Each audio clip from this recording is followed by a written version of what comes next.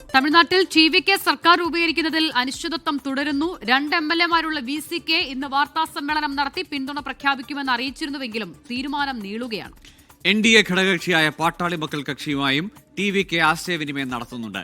മനേഷ് മൂർത്തി ചേരുന്നുണ്ട് വിവരങ്ങളുമായി ചെന്നൈയിൽ നിന്ന്.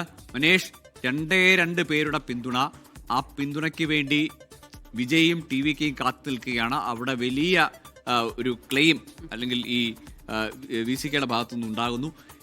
ഇനി അപ്പോൾ വി.സി.കെ പിന്തുണച്ചില്ലെങ്കിൽ അല്ലെങ്കിൽ അവരുടെ ക്ലെയിം അവരിൽ ഉറച്ചു നിൽക്കുകയാണെങ്കിൽ അടുത്ത കക്ഷിയെ പിടിക്കേണ്ടി വരുമോ? ഗോകുൽ, അശ്വത, എന്തായാലും 2 വഴിയിലുള്ള ശ്രമങ്ങൾ ടി.വി.കെയുടെ ഭാഗത്തു നിന്നുമുണ്ട്.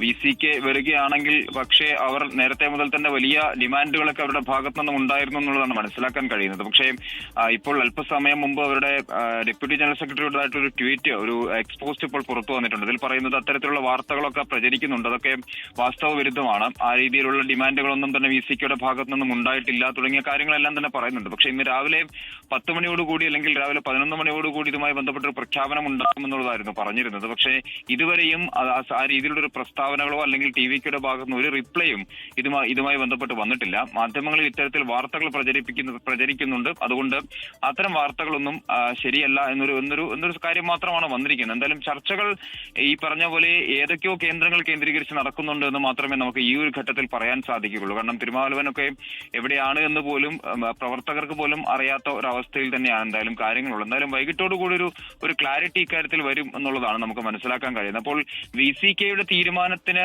മാത്രം നിൽക്കാതെ എന്തായാലും പാട്ടാളി മക്കൾ കക്ഷി എന്ന് പറയുന്ന ഒരു തീരുമാനത്തിലേക്ക് കൂടി ടി.വി.കെ എത്തിയിട്ടുണ്ട്. ടി.വി.കെയുടെ വളരെ പ്രധാനപ്പെട്ട 1-2 ആളുകൾ ഈ പാട്ടാളി മക്കൾ കക്ഷിയുമായി ചർച്ച നടത്തുന്നുണ്ട് എന്നുള്ളതാണ് നമുക്ക് മനസ്സിലാക്കുന്നത്. PMKക്ക് 4 സീറ്റുകളാണുള്ളത്. അപ്പോൾ ആ 4 സീറ്റുകൾ വന്നാൽ ഇപ്പോൾ 116ഉം 4ഉം വരുമ്പോൾ 120 സീറ്റുകളാവും. അപ്പോൾ വളരെ കൃത്യം ഒരു മെജോറിറ്റിയിൽ എന്തായാലും ഭരിക്കാനാവുകയും ചെയ്യും. നേരത്തെ PMKയുമായി ബന്ധപ്പെട്ട സമയങ്ങളിലൊക്കെ അവർ ഡെപ്യൂട്ടി CM ഉൾപ്പെടെയുള്ള പദവികളൊക്കെ ആവശ്യപ്പെട്ടിരുന്നു എന്നുള്ളതാണ് വന്നിരുന്ന വാർത്ത. അത്തരത്തിലുള്ള സൂചനകളായിരുന്നു പുറത്തു വന്നത്. അതുകൊണ്ടാണ് പിന്നീട് PMKയുമായുള്ള വലിയ ചർച്ചകൾക്കൊന്നും തന്നെ ടി.വി.കെ ശ്രമം നടത്താതിരുന്നത്. പക്ഷെ ഈ ഒരു ക്രൈസിസ് ആവുമ്പോൾ ഈ ഒരു ഘട്ടത്തിൽ എന്തായാലും ആര് വന്നാലും സഹായം സ്വീകരിക്കാം അല്ലെങ്കിൽ ആര് വന്നാലും പിന്തുണ സ്വീകരിക്കാം എന്നുള്ളൊരു നിലയിലേക്കാണ് എന്തായാലും ടി.വി.കെ എത്തുന്നത് എന്നാണ് മനസ്സിലാക്കാൻ സാധിക്കുന്നത്. ഗോകുൽ, ശരി, മനേഷ് മൂർത്തിയാണ് വിവരങ്ങൾ നൽകിയത്.